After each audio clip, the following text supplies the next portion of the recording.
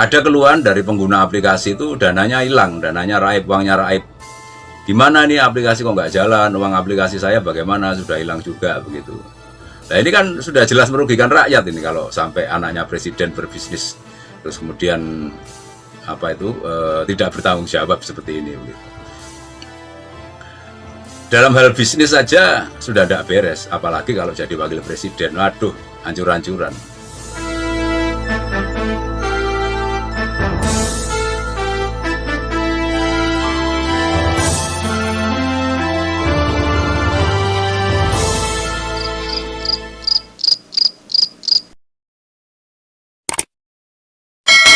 Tentang data yang saya dapatkan soal Gibran Raka Buming Raka, calon wakil presiden yang dipasangkan dengan Pak Prabowo.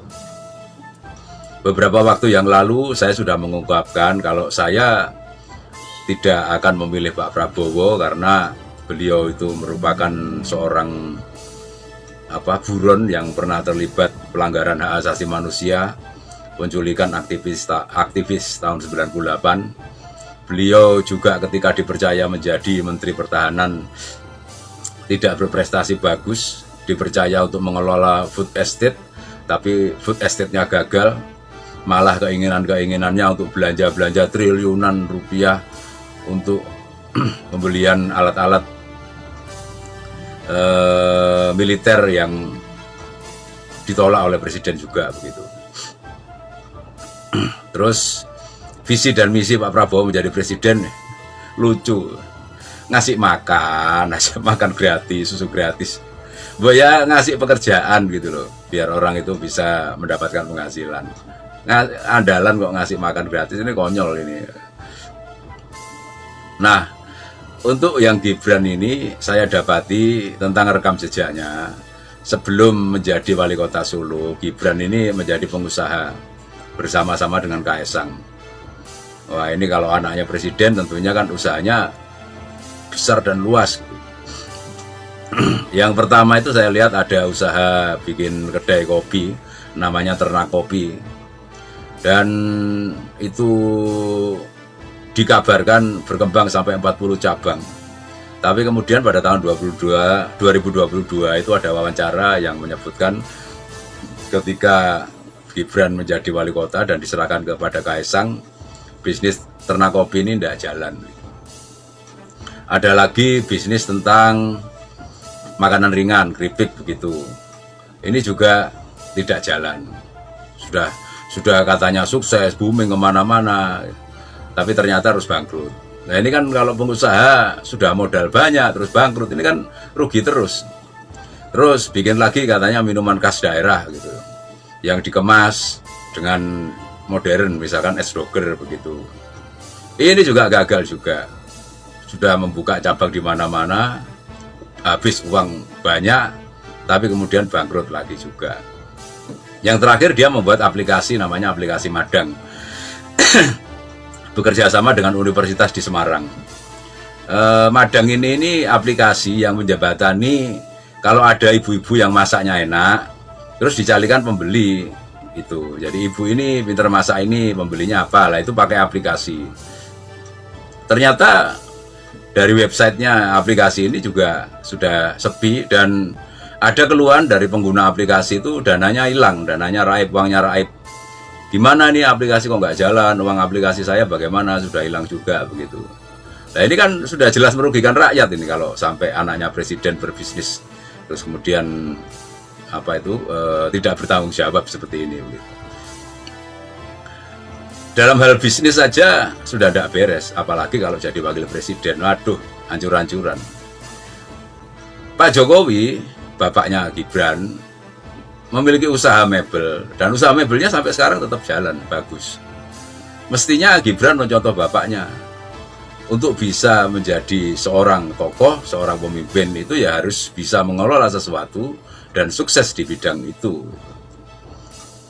Jadi terjun dimanapun seorang pemimpin itu bisa dengan kreativitas, dengan pemikirannya, dengan analisis kritisnya, dengan ketekunannya, itu akan bisa membuat sukses apa yang dikelolanya. Sehingga ketika menjadi pemimpin, menjadi presiden atau wakil presiden, ya bisa mensukseskan negara dan bangsa ini. Nah ini kan sudah contoh bahwa ternyata Gibran ini tidak sukses ketika mengelola bisnisnya. Apalagi kalau nanti jadi cawapres, mengelola ke wakil presidennya apa bisa sukses. Ini kan juga kemarin sungguh-sungguh bener-bener error ya. Maksudnya pada saat ulang tahun Golkar yang pada saat itu partai yang menjadikan Gibran juga nggak datang begitu. Ini kayak nggak karu-karuan gitu loh tindakannya Gibran, nggak jelas gitu loh. Nah kalau awal-awal ini nggak jelas ya Indonesia akan jadi negara yang nggak jelas juga kalau wakil presidennya seperti ini. Juga polemik, semua orang tahu bahwa lolosnya Gibran menjadi cawapres itu dengan polemik yang ada di MK terhadap pamannya Anwar Usman itu, dan ternyata Anwar Usman dibuktikan bersalah. Tapi ya namanya permainan konstitusi ya, permainan hukum. Gibran tetap dianggap lolos, layak untuk jadi cawapres walaupun prosesnya itu cacat. Jadi ini benar-benar cawapres yang cacat hukum istilahnya begitu. Ini saya secara spiritual mengajak teman-teman untuk meninjau bagaimana teman-teman nanti membesarkan anak-anaknya.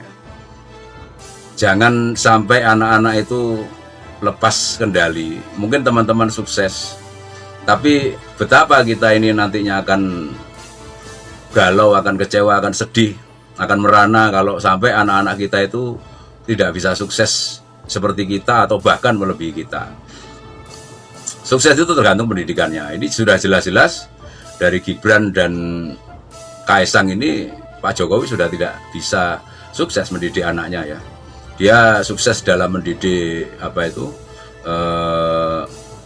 pendidikan yang mungkin dia bisa menyekolahkan oke gitu. Tapi moral dan mentalnya dia kurang mengisi dengan bagus.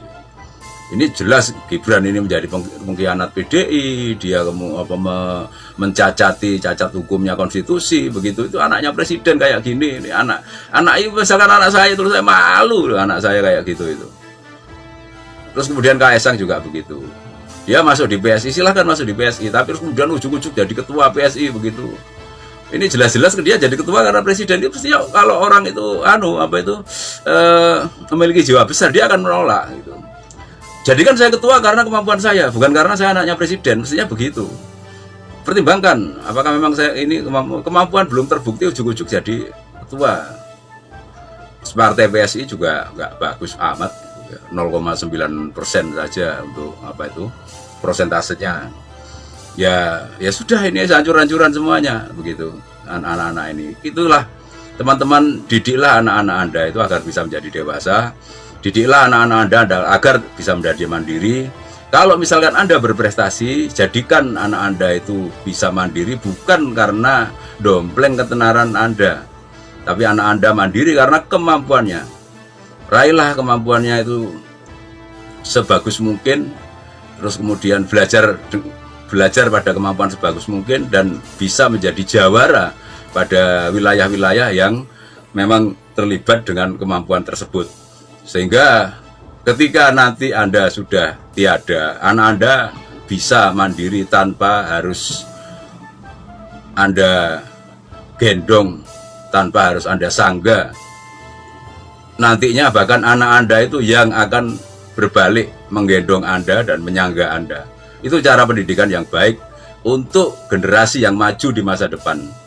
Jangan sampai generasi ini menjadi mundur. Gibran dan Kaesang itu merupakan contoh yang buruk mendidik generasi yang akhirnya mengarahkan ini menjadi generasi mundur. Coba ya nanti kalau Pak Jokowi sudah tidak menjabat, Gibran dan Kaesang ini hancur-hancuran. Buktikan saja omongan saya.